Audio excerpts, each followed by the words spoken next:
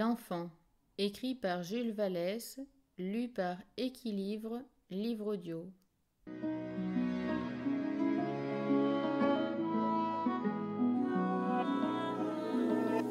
Chapitre 16.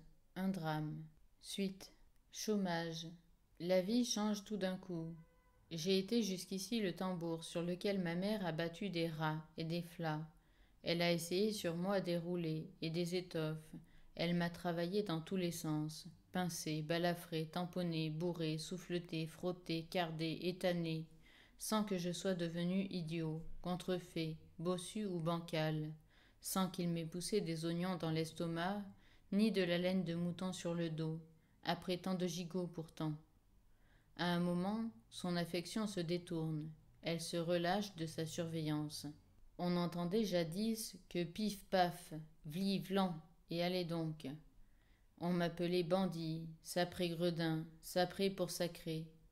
Elle disait bouffre pour bougre. Depuis 13 ans, je n'avais pas pu me trouver devant elle 5 minutes, non pas 5 minutes, sans la pousser à bout, sans exaspérer son amour. Qu'est devenu ce mouvement, ce bruit, le train-train des calottes? Je ne détestais pas qu'on m'appelât bandit, gredin, j'y étais fait. Même cela me flattait un peu. Bandit, comme dans le roman à gravure. Puis je sentais bien que cela faisait plaisir à ma mère de me faire du mal, qu'elle avait besoin de mouvement, et pouvait se payer de la gymnastique sans aller au gymnase, où il aurait fallu qu'elle mît un petit pantalon et une petite blouse. Je ne la voyais pas bien en petite blouse et en petit pantalon. Avec moi, elle tirait au mur, elle faisait envoler le pigeon, elle gagnait le lapin, elle amenait le grenadier. Je vis donc depuis quelque temps sans rien qui me rafraîchisse ou me réchauffe, comme la gerbe qui moisit dans un coin, au lieu de palpiter sous le fléau, comme l'oie qui, clouée par les pattes, gonfle devant le feu. Je n'ai plus qu'à me lever pour aller, cible résignée, vers ma mère. Je puis rester assis tout le temps. Ce chômage m'inquiète. Rester assis, c'est bien. Mais quand on retournera aux habitudes passées, quand l'heure du fouet sonnera de nouveau, où en serai-je? Les délices de Capoue m'auront perdu. Je n'aurai plus la cuirasse de l'habitude, le caleçon de l'exercice, le grain du cuir battu. Que se passe-t-il donc? Je ne comprends guère, mais il me semble que madame Brignolin est pour quelque chose dans cette tristesse noire de la maison, dans cette colère blanche de ma mère. Ma mère reste de longues soirées sans rien dire, les yeux fixes et les lèvres pincées. Elle se cache derrière la fenêtre et soulève le rideau. Elle a l'air de guetter une proie.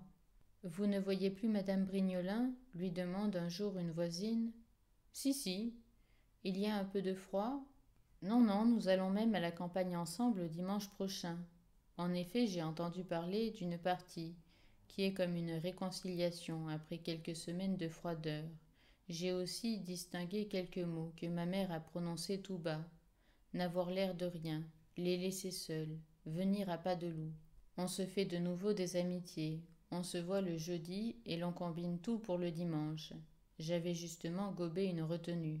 J'avais laissé tomber un morceau de charbon en pleine classe, du charbon ramassé près de la maison de campagne. J'avais entendu M. Brignolin dire qu'il y avait du diamant dans les éclats de mine, et depuis ce jour-là, je ramassais tous les morceaux qui avaient une veine luisante, un point jaune.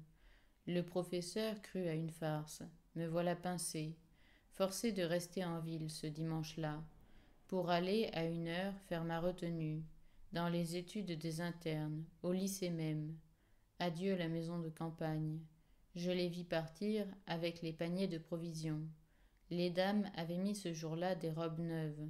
Madame Brignolin était charmante, un peu décolletée, avec une écharpe à raies bleues, des bottines prunelles, et elle sentait bon, mais bon.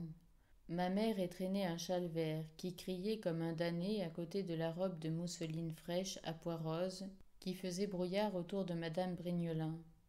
On m'avait tracé mon programme. Je devais déjeuner avec des haricots à l'huile, aller en retenue, puis me rendre chez l'économe, monsieur Laurier, qui me ferait dîner à sa table. C'est plus que tu ne mérites, m'avait dit ma mère. Cette perspective était assez flatteuse pour que le regret de ne point aller à la maison de campagne ne fût pas trop grand. et j'acceptai mon sort de bon cœur. Je mangeai les haricots à l'huile. J'allai jouer aux boules avec les petits ramoneurs que je connaissais. J'arrivai à la retenue en retard et couvert de suie. Je trouvai moyen, sous prétexte de besoins urgents, d'aller flâner dans le gymnase, où je décrochai un trapèze et faillis me casser les reins. Je bâclai mon pensum, bus un peu d'encre, et 6 heures arrivèrent. La retenue était finie. On nous lâcha. Je montai chez monsieur Laurier. Te voilà, gamin? Oui, monsieur. Toujours en retenue, donc? Non, monsieur. Tu as faim? Oui, monsieur. Tu veux manger? Non, monsieur. Je croyais plus poli de dire non. Ma mère m'avait bien recommandé de ne pas accepter tout de suite. Ça ne se faisait pas dans le monde. On ne va pas se jeter sur l'invitation comme un goulu. Tu entends? Et elle prêchait d'exemple. Nous avions dîné quelquefois chez des parents d'élèves. Voulez-vous de la soupe, madame? Non, si, comme cela, très peu. Vous n'aimez pas le potage? Aussi, je l'aime bien, mais je n'ai pas faim. Diable, pas faim déjà. Tu dois toujours en laisser un peu dans le fond. Encore une recommandation qu'elle m'avait faite. En laisser un peu dans le fond. C'est ce que je fis pour le potage, au grand étonnement de l'économe qui avait déjà trouvé que j'étais bête en disant que j'avais faim mais que je ne voulais pas manger. Mais moi, je sais qu'on doit obéir à sa mère. Elle connaît les belles manières, ma mère. J'en laisse dans le fond et je me fais prier. L'économe m'offre du poisson. Ah, mais non, je ne mange pas du poisson comme cela du premier coup, comme un paysan. Tu veux de la carpe?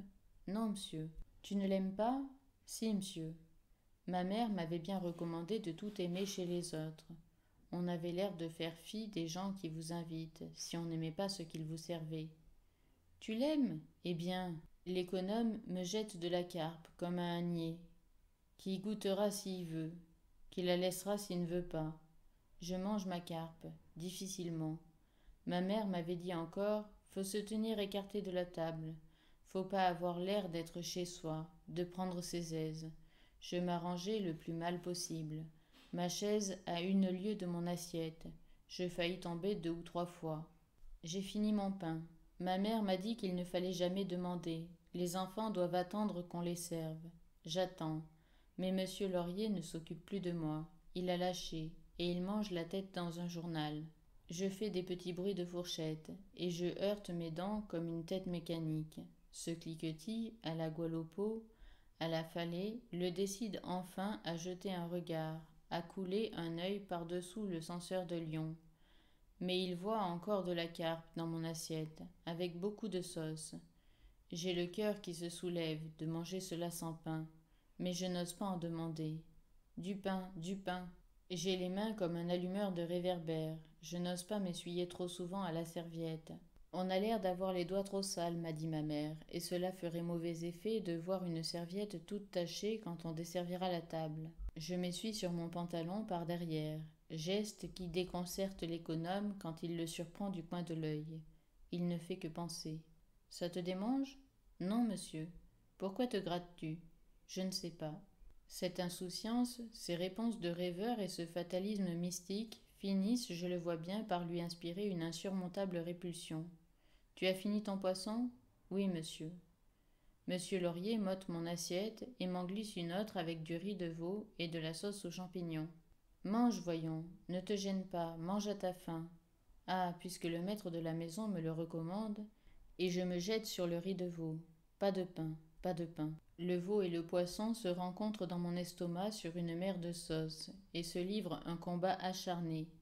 Il me semble que j'ai un navire dans l'intérieur, un navire de beurre qui fond, et j'ai la bouche comme si j'avais mangé un pot de pommade à 6 sous la livre. Le dîner est fini, il était temps. Monsieur Laurier me renvoie, non sans mettre son binocle, pour regarder les dessins dont j'ai tigré mon pantalon bleu. Le repas fini, en queue de léopard. 7h30. Je suis étendu tout habillé sur mon lit. Un bout de lune perce les vitres. Pas un bruit. J'ai la tête qui me brûle, et il me semble qu'on m'a cassé le crâne d'un côté. Je me souviens de tout, du pain qui manquait, du poisson qui nageait, du veau qui tétait. Ça ne fait rien. Je puis me rendre cette justice. J'ai au moins conservé les belles manières. J'ai souffert, mais je suis resté loin de la table. Je n'ai pas eu l'air de mendier mon pain. J'ai été fidèle aux leçons de ma mère. 9 heures. 2 heures de sommeil. Le mal de tête est parti. Si je voyais un veau dans la chambre, je sauterais par la fenêtre. Mais ce n'est pas probable, et je rêvasse en me déshabillant. 10 heures. J'avais allumé la chandelle, et je lisais. Mais la chandelle va finir. Il n'en reste plus qu'un bout pour mes parents quand ils rentreront. Je monte dans ma soupente. Je couche dans une soupente à laquelle on arrive par une petite échelle. On y étouffe en été, on y gèle en hiver.